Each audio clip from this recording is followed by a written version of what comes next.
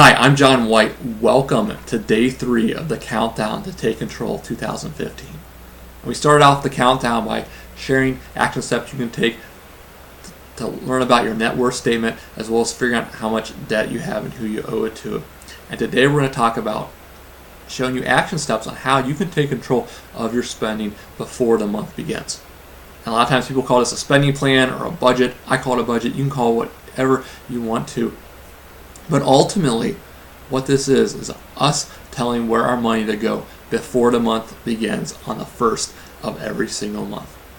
And to do this, what we need to do is determine what our monthly take-home is going to be. And I'm not talking about gross income. I'm not talking about your $4,000 salary. I'm talking about your $4,000 salary less taxes that are withheld, less any insurance payments that you have withheld from your paycheck, or any retirement savings that's taken out of your paycheck. Whatever's left over of that $4,000 salary after those are taken out, that is your take-home pay. So if you have a salary, it's pretty easy. Input what your take-home pay is. Look at your most recent pay stub. Add that if you have a spouse. If you get paid a couple times a week, add what those paychecks are going to be. If you're hourly, you can at least do that a little bit easier. Now, if you're irregular income, you might not be able to do it, and you can visit our website. We'll have more tips on how to do an irregular budget. But for most of us, once we have our take-home pay, that's the money that we're going to have to spend each and every month, and that's what we have to live in to live within our monthly means. Now that we've determined what our monthly take-home pay is, it's time to start prioritizing our spending. The first thing for me is giving. We're going to talk about giving more in an upcoming countdown video.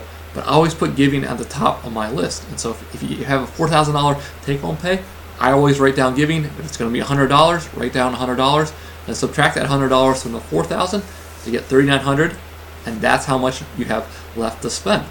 Now, after we take care of giving, we take care of our basic necessities, which is our 4 walls. And our first basic necessity is our food.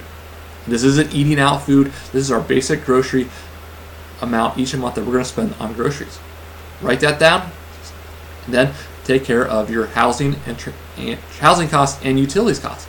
And our housing costs is going to be our mortgage payment or our rent, along with the amount that's going to take to keep our lights on in the house and keep it nice and cool and heated.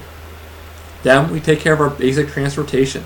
So if we have a car payment, we put that in there. But if we don't, we take care of our gasoline, how much our gas we're going to spend, what is our monthly amount of money we need to put aside for our car insurance. And then the fourth thing in our 4 walls is our basic upkeeps, our toiletries, basic things that keep us, basic clothing that keep us presentable and allow us to keep our job.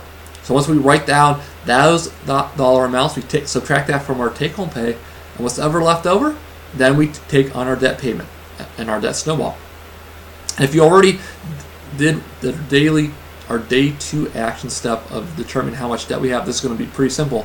But what you're going to do is list out all your debt along with its minimum monthly payment and write that down on the list and take that payment and subtract it from our take-home pay. And that dollar amount that we have for take-home pay is going to get slowly dwindle. It's amazing how fast that goes. But now we know where our money is going. We have a list of where our money is going each and every month. It's going to debt, it's going to our house, it's going to our car payment, etc.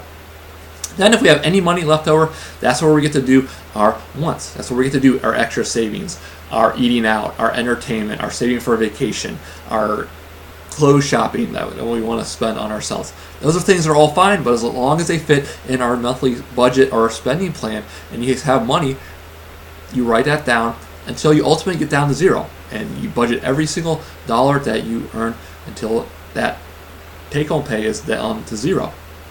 And that's it. You live by that budget. And it makes spending so much easier. You don't have to worry about whether you have enough money to spend on this or that. You just look at your budget, and if it's in your budget, then yes, you do have enough money. If it's not, or if you have already spent up to your budgeted amount in that specific category, then you can't buy it. You don't have the money to do it. So now we've taken control of our finances with our spending. And we've taken control of our money by knowing where we stand financially. We know how much debt we have, and we are telling our money where to go each and every month. How does that feel? Does it feel pretty awesome? Are you feeling like you're taking control of your money in 2015? I hope you are. We'll be back with another video today. In the meantime, visit our website, gwfinancialcoaching.com/2015. It has all of our daily videos and where each daily video will be posted at the beginning of the day, along with extra resources that go along with these videos. I'm John White. See you tomorrow for another Countdown to Take Control 2015.